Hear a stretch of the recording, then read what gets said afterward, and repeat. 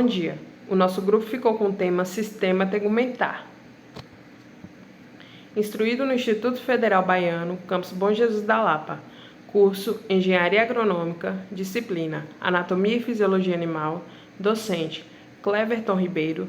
Discentes Cananda Matos, Joyce Costa, Mirna Juliana, Rafaela Menezes, Rubem Mercedes e Wesley Santos. Aqui está um sumário onde irá conduzir vocês a cada tópico apresentado no nosso trabalho. Introdução ao sistema tegumentar.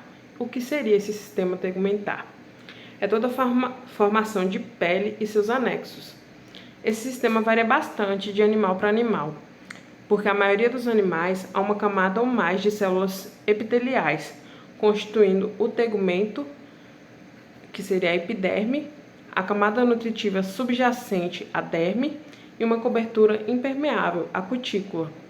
O tegumento também pode apresentar a espessura de apenas uma célula nos organismos unicelulares, como os protozoários e as bactérias, sendo a própria membrana celular. Nos vertebrados há uma variedade de anexos, como os pelos, escamas, chifres, garras e penas. Mas, a princípio, a função do sistema tegumentar é proteger o corpo da invasão de micro-organismos e da desidratação, e também controla a temperatura corporal. Bom, pessoal, dando sequência ao trabalho a respeito da epiderme, a epiderme é a camada mais superior da pele e é composta por tecido epitélio. Ele é pavimentoso, estratificado e queratinizado. Como todo tecido epitelial, ele contém células justapostas, avascularizadas e com alta taxa mitótica. São 4 tipos de células que contém na epiderme: os queratinócitos, melacinócitos e as Langerhans e as Merckx. Ela ainda é dividida em 4 camadas ou estratos. A primeira camada é a camada basal, que é a primeira camada abaixo, a que sustenta todas as outras. A espinhosa, tem a granulosa e, por último, a córnea. A respeito das funções, serve como uma barreira de proteção do organismo, que diz respeito a questões de impacto físico, né? Absorção de raios ultravioletas provenientes de radiação solar, evitar a perda de água e promove a sensação de tato. Eu trouxe aqui a imagem de uma epiderme para facilitar o entendimento de como elas ficam, essas células se organizam. Aqui as características de cada célula. Queratinócitos apresentam maior número, cerca de 95%. São responsáveis pela produção de queratina. Melacinócitos, responsável pela produção de melanina, que é o pigmento que dá a cor à pele. As células de Merkel, responsáveis pela sensação do tato, elas se localizam-se na região mais profunda da pele, ou da epiderme, desculpa, que já é próximo da derme. Tem as células de Langerhans, são encontradas em todas as camadas da epiderme, participam da proteção da pele, lá na parte superior, pois apresentam capacidade de fagocitose e de ativação de linfócitos, podendo dizer que são células de defesa. Essas aqui são as camadas: a camada córnea, a camada essa lúcida, ela é encontrada só na região palmar, por isso que eu nem citei ela, que ela tem aí uma questão específica sobre ela. Tem a camada granulosa, que eu tinha falado, a camada espinhosa e a última, que é a basal. De baixo para cima, as características das camadas. Começando pela basal. Característica por ser rica em células tronco, por isso é também chamada de camada germinativa. É essa camada a principal responsável pela renovação da epiderme. Nela encontramos ainda os melanócitos, células produtoras de melanina, como eu já tinha falado. Um pigmento responsável por dar cor à pele e aos pelos. Camada espinhosa, característica pela presença de desmossomos,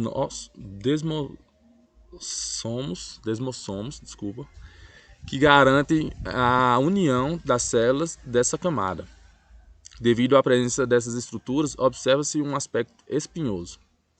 Camada granulosa, que tem apenas 3 a 5 fileiras de células achatadas e possui grânulos de querato e hialina. Camada lúcida, que é aquela camada que eu falei da região palmar ou a gente conhece muito como peito do pé. Não me lembro agora a palavra. Camada evidente e espessa, que é formada por células achatadas e translúcidas. Não possui núcleo e citoplasma. É rica em queratina. A camada córnea, chamada por células mortas, formada por células mortas, anucleadas, achatadas e rica em queratina. Sua espessura é variável. Continuidade à apresentação do nosso trabalho, vou falar um pouco sobre a camada dérmica. E o que seria essa camada dérmica? A camada dérmica, ela originou-se da mesoderme, que é o terceiro tecido que surgiu no sistema embrionário. E é a camada de espessura variável, que une a epiderme ao tecido subcutâneo, que no caso é a hipoderme. E tem a função de apoiar, dando resistência e elasticidade. E sua superfície ela é irregular com saliência. E as papilas ela acompanham as reentrâncias da epiderme. E aí, no caso, nos perguntamos, o que seriam essas papilas dérmicas? Essas papilas dérmicas, elas são as saliências presentes nas camadas dérmicas da pele, que mais precisamente na camada papilar da derme. Ela é composta de fibroblastos e especializados, localizados na base do folículo. E também as células elas recobrem a papila. Além disso, a derme é um tecido conjuntivo que contém fibras proteicas, vasos sanguíneos, terminações nervosas, órgãos sensoriais e glândulas. E as principais funções da derme são os fibroblastos, que são responsáveis pela produção de fibra e de uma substância gelatinosa. E essa substância é a substância amorfa, na qual o elemento dérmico estão mergulhados. E também podemos observar na figura 3 um corte transversal da pele visto pelo microscópio, onde na parte superior, aí, que podemos ver que é na parte mais escura, que é a epiderme, e a parte mais clara representa a ederme, com as papilas dérmicas em contato com as reentrâncias epidérmicas.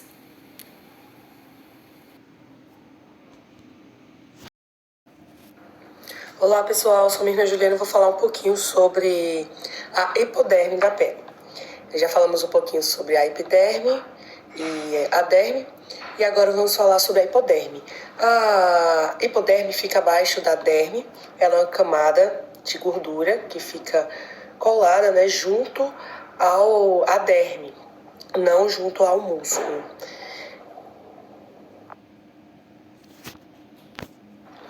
Como podemos ver aí na imagem, a hipoderme é uma espessura mais grossa abaixo da derme, uma camada de gordura, está em amarelo.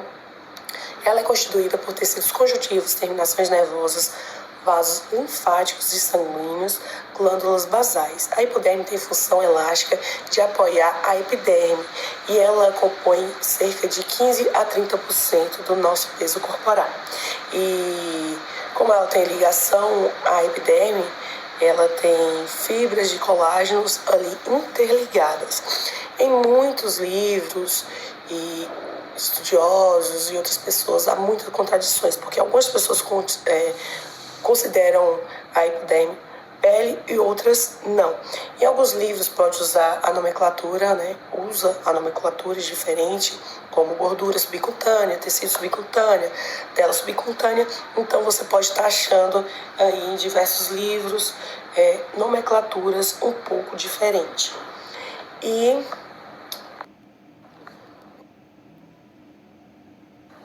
é encontrada apenas em aves e mamíferos, porque tem como função revestimento, porque as encontradas são provenientes de células de queratina, melanocitos, lâminas basais, tecido conjuntivos, colágenos e anexos.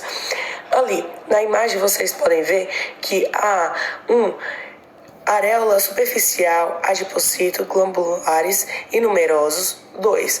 Lâmina fibrosa separa as camadas areolar da lâmina, laminar, hiperplasia, aumento e espessura de ganho de peso.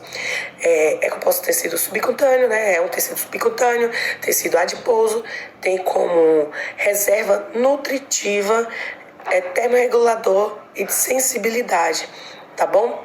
Então, a reserva nutritiva é aquela gordura a mais que fica no corpo, são encontradas em várias partes do corpo. Antigamente, quando desde os primórdios, as pessoas com mais peso tinha mais massa e peso, assim, de gordura, elas sobreviviam mais porque elas tinham essa reserva de energia no seu corpo, que é em forma de gordura, e aí ela usava essa, porque antigamente não tinha roupas adequadas para suportar tal frio, então usava essa reserva de energia, essa gordura, como reserva nutricionista e termorregulador. E também a sensibilidade, que são para e contra os choques físicos que protegem os órgãos, ossos e todas as estruturas, sabendo que no corpo ou em animais, em determinadas regiões, vai ter mais gordura ou não, por ser reservas também nutritivas.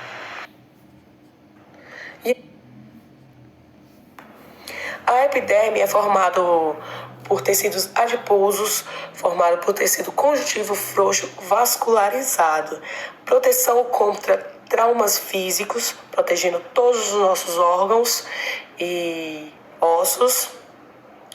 Muitos anexos estendem até a hipoderme, muitos anexos capilares vai até ele, e redes vasculares profundas. Tudo está interligado. Essas células, elas têm como função armazenar e aumentar, né, ainda mais o tamanho por conta da gordura. Aqui na imagem podemos observar a hipoderme, ela em excesso de peso, e a gordura hipodérmica, a celulite. Sem celulite ela é um pouco mais lisa, com celulite ela é mais, como se diz, toda esferióticas, como se fossem esferas assim, dando aquelas entradinhas. Isso por conta da reserva, né, de nutrientes, porque quanto mais eu tenho reservas, mais gordura eu acumulo. Então está relacionado também ao ganho de peso aí. E é isso.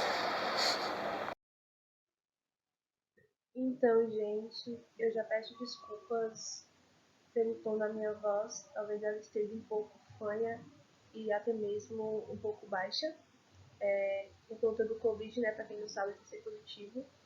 e estou em fase de recuperação ainda, estou me recuperando, mas graças a Deus estou bem. Vou falar um pouco com vocês sobre as funções do tegumento.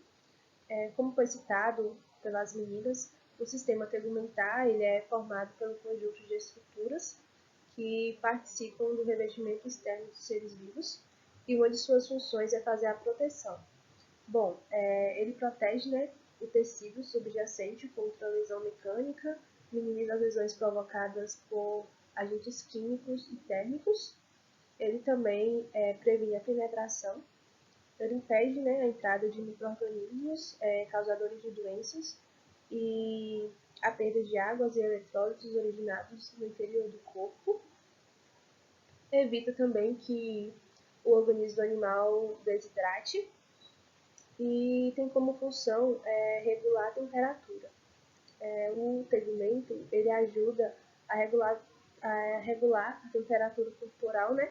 Tipo, dissipando calor pelas glândulas sudoríparas e armazenando calor pelo isolamento subcutâneo. Outras funções do tegumento, né, é a excreção. Ele participa da eliminação de resíduos, agindo juntamente com o sistema excretor. Atua também na relação do corpo com o meio externo, através dos sentidos, trabalhando em conjunto com o sistema nervoso, e armazena água e gordura nas suas células. Eu citei algumas das funções, porém tem várias outras. Além dessas funções que eu citei, o tegumento também age sob síntese de vitamina D, reservatório de sangue, e ele também tem influência nas nossas emoções, tipo raiva, rubor, suor frio, essas coisas. Tudo está ligado ao sistema tegumentar. Apêndices da pele. O que seriam apêndices da pele? São glândulas exócrinas, pois seus produtos são agregados na superfície da epiderme. Como exemplo, temos as unhas.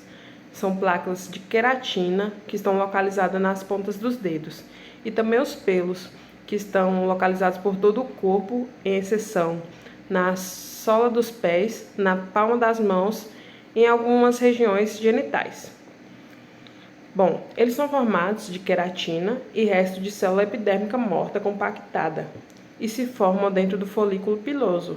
No slide tem uma demonstração de apêndices da pele, que são os chifres, as unhas e o casco do cavalo.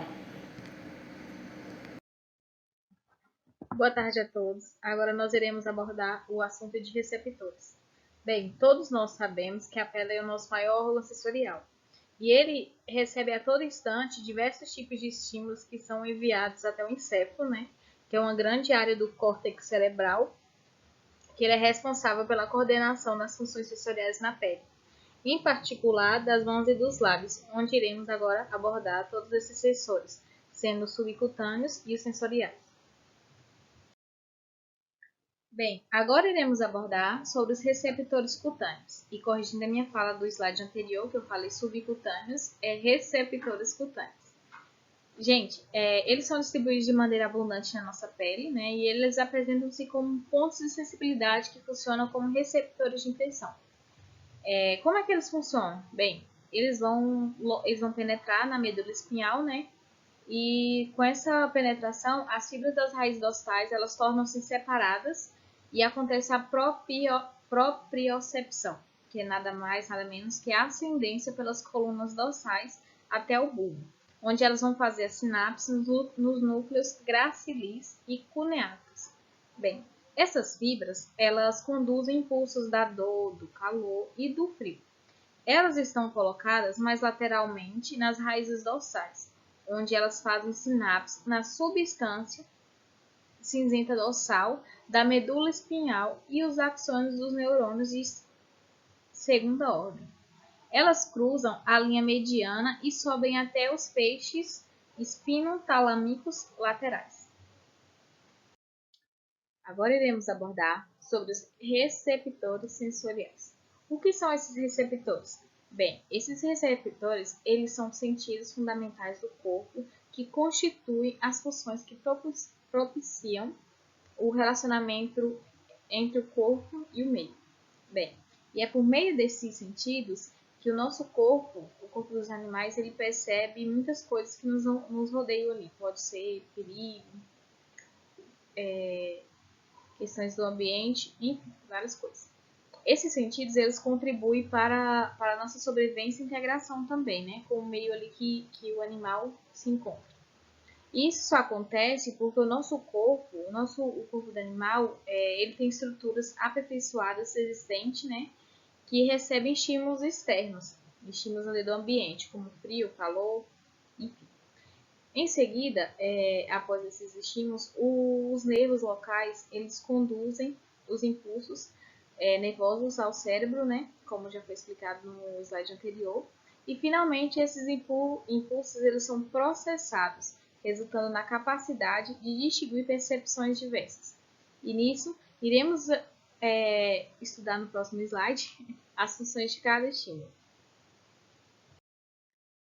Agora iremos abordar cada um tipo de receptor sensorial, né, e suas respectivas funções. Iremos começar primeiramente com o disco de Merkel, que ele é responsável pela pressão superficial. O segundo é o terminal de Ruffin, que ele é responsável pelo calor. E o terceiro, pelo corpúsculo de Pacini, que ele é responsável pela pressão de afundamento, que é nada mais, nada menos do que você aperta assim e o corpo dá aquela reagida, tá vendo? Vai. Mesma coisa se eu fechar o olho e pressionar. Eu vou saber, meu corpo vai saber de onde está vindo aquele estímulo, onde está sendo apertado. O quarto receptor é o corpúsculo de Meissner. Esse corpúsculo de Meissner, ele é responsável pelo tato, né? Pelas pontas das mãos. Se a gente pegar assim, a gente vai saber onde a gente está pegando e onde está sendo tocado. E também pela vibração, né? Se, vamos supor, acontece alguma coisa no meio externo, vem uma vibração e tocar no meu corpo, eu já vou ter aquele estímulo, já vou saber que é uma vibração, já vou sentir aquilo, né? Já vou estar sabendo de onde vem também. O quinto é o terminação nervosa livre, que é nada mais, nada menos que também a dor e a cócegas. Então, se vir na sua cabeça, se você sentir dor, você já sabe que naquele ponto ali você já tem a terminação nervosa livre. Vamos supor, a cócegas, por exemplo. Muita gente sente cócegas em um lugar mais do corpo, mais do que outras pessoas, mais do que em outro lugar. Quer dizer, vamos supor, na barriga eu sinto mais cócegas do que nos braços. Então, quer dizer que na barriga eu tenho mais terminação nervosa livre do que nos braços. A mesma coisa acontece com a dor, só que a dor eu tenho no corpo todo, terminação nervosa livre. Não tem negócio de sentir em um lugar e não sentir no outro. Vou sentir todo o corpo, porque em todo o corpo eu sinto dor. A mesma coisa acontece nos animais, certo? O sexto é o receptor do folículo piloso, que é responsável pela movimentação do pelo. Que esse receptor do folículo piloso, ele fica na raiz do pelo e, por exemplo, quando a gente sente frio, a pele arrepia, o pelo arrepia, né? Então, tem aquela arrepiação, né? O arrupio, como o pessoal fala. Esse receptor, ele é responsável por isso. E sétimo, mas não menos importante, é o bulbos terminais de Krause, que ele é responsável pelo frio. Quando a pessoa sente frio ali, já pode saber que é o receptor sensorial, é o bulbos terminais de Krause.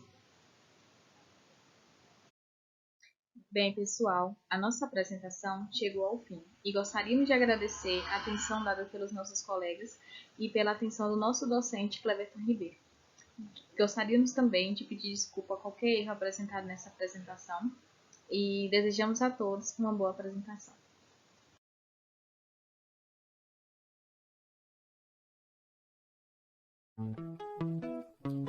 Oi, gente! Eu me chamo Jéssica, tudo bem com vocês? Oi pessoal, eu sou o Braulio e hoje vou conversar com Jéssica um pouquinho sobre sistema tegumentar. Vamos nessa? Ô Braulio, é verdade que o sistema tegumentar se divide em dois? Como assim?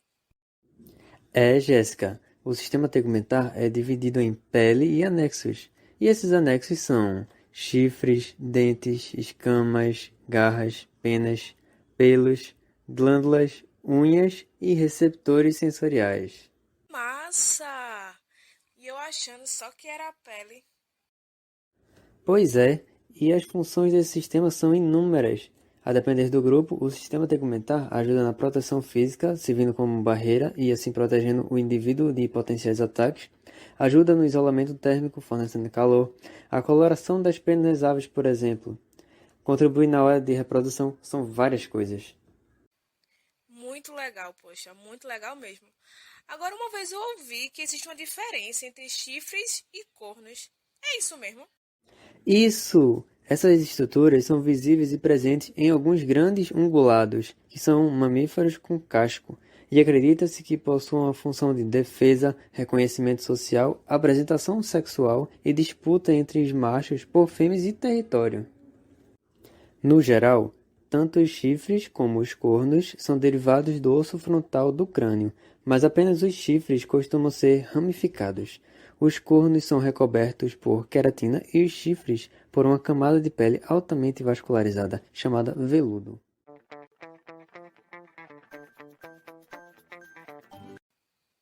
Vou te explicar. A pele apresenta uma estrutura com duas camadas distintas, a epiderme e a derme. A epiderme é a camada mais externa, sendo formada por tecido epitelial, e é formada por 5 camadas: extrato córneo, extrato lúcido, extrato granuloso, extrato espinhoso e extrato germinativo. A camada mais externa é o extrato córneo, que é constituída por células mortas ricas em queratina. Essa camada ela funciona como uma barreira contra patógenos e agentes químicos. A sua espessura ela pode variar, sendo maiores na mão e nos pés, que são partes que sofrem com o atrito e o peso. Agora iremos abordar um pouco sobre cada grupo, mostrando alguns representantes e relatando características importantes. Nos acompanhem. A maioria dos peixes possui escamas, auxiliando na produção de muco, proteção física, display sexual durante a reprodução, utilizando os cromatóforos, que são células presentes nas escamas, para enaltecer a coloração corporal. Alguns peixes possuem placas ósseas que são muito resistentes, servindo principalmente para proteção. Muitos deles também possuem projeções em forma de espinho, auxiliando na defesa, disputas por território, parceiro sexual ou ataque de predadores. Outros não possuem escamas, sendo muito sensíveis a certa concentração de substâncias na água. Nesse grupo, o tegumento apresenta diversas funções fisiológicas necessárias à sobrevivência e comportamento. A pele é altamente permeável à água e está envolvida na respiração, termorregulação, osmorregulação, defesa mecânica, química e percepção sensorial. A coloração da pele pode estar relacionada à reprodução, camuflagem ou alerta de toxicidade, como por exemplo, os sapos de vidro, que compreendem 11 gêneros, possuem a pele com transparência, podendo se camuflar em quase qualquer ambiente. A pele dos répteis é seca e não possui glândulas para a produção de muco.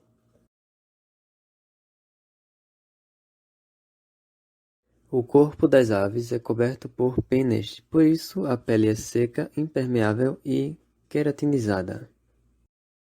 As aves possuem glândulas uropigianas situadas na região posterior do corpo.